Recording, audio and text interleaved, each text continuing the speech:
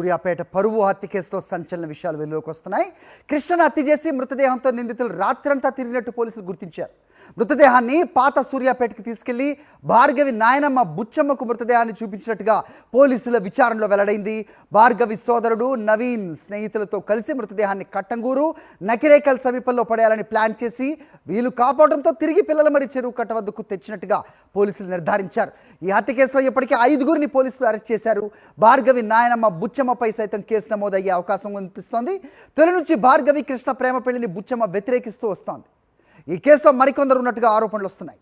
మా కరెస్పాండెంట్ అశోక్తో మాట్లాడదాం. అశోక్, చెప్పండి, ఏంటిది? సినిమాలో చూపించినట్టుగా మృతదేహాన్ని తీసుకెళ్లి నాయనమ్మకు చూపించి ఆమె కళ్ళలో ఆనందం చూడటం అనేది ఏంటిది? ఎక్కడికి వెళ్తోంది ఈ పగ ప్రతీకారాలు, ఈ పరువు హత్యలు? ఏంటి అప్డేట్స్?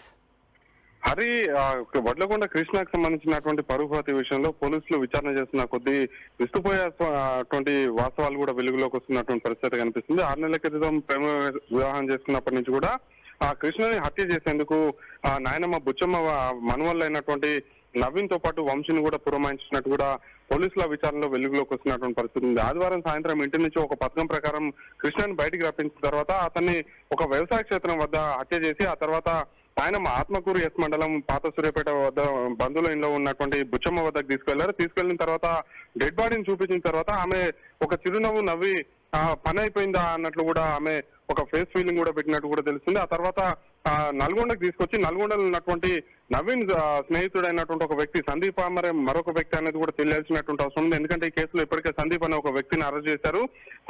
స్నేహితునికి చూపించిన తర్వాత నల్గొండ సమీపంలో ఉన్నటువంటి చందనపల్లి డంపింగ్ యార్డ్ వద్ద మృతదేహాన్ని పడేయాలని చెప్పేసి నిందితులు కూడా భావించారు. అయితే అక్కడ ట్రాక్టర్లతో పాటు వాహనాల రాకపోకలు జరుగుతున్నటువంటి నేపథ్యంలోనే ఇది సేఫ్ ప్లేస్ కాదని చెప్పేసి భావించినటువంటి నిందితులు ఆ తర్వాత కట్టంగూరుతో పాటు నగరికల్ ప్రాంతంలో పడివేయాలని చెప్పేసి కూడా ఆలోచన చేశారు. అయితే అక్కడ కూడా సేఫ్ కాదనుకోని చెప్పేసి చివరిగా పిల్లల మరి ఏదైతే ఇప్పుడు నవీన్ ఉన్నటువంటి నిందితులు ఉన్నటువంటి స్వగ్రామం అయినటువంటి పిల్లల మరి వద్దకు తీసుకెళ్లారు. అక్కడ పడేసి వెళ్ళిపోవాలని చెప్పేసి భావించారు. అయితే అర్ధరాత్రి 2 గంటల సమయంలో చెరువు కట్ట మీద చేపల కోసం దొంగతనాలు జరుగుతున్నటువంటి నేపథ్యంలోనే చేపల కోసం కాపలుగా ఉన్నటువంటి అక్కడ కొంతమంది వ్యక్తులు చలి కాచుకుంటున్నటువంటి నేపథ్యంలోనే మరి కాసేపు వేచి చూశారు. ఉదయం తెల్లవారుజామున 4:30 సమయంలో డెడ్ బాడీని అక్కడ ఒక పథకం ప్రకారం అక్కడ పడేసి పరారైపోయినటువంటి పరిస్థితి ఉంది. అయితే పోలీసులు విచారణ చేసి నవీన్ తో పాటు నవీన్ సోదరుని అయినటువంటి వంశీ, తండ్రి సైదులతో పాటు రౌడీ షీటర్, ఇందులో ప్రధానంగా కృష్ణని బయటికి తీసుకొచ్చినటువంటి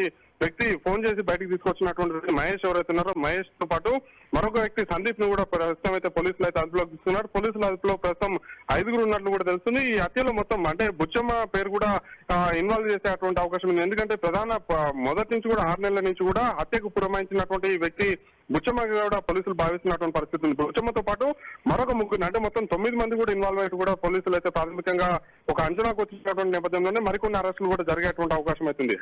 ఓకే అశోక్.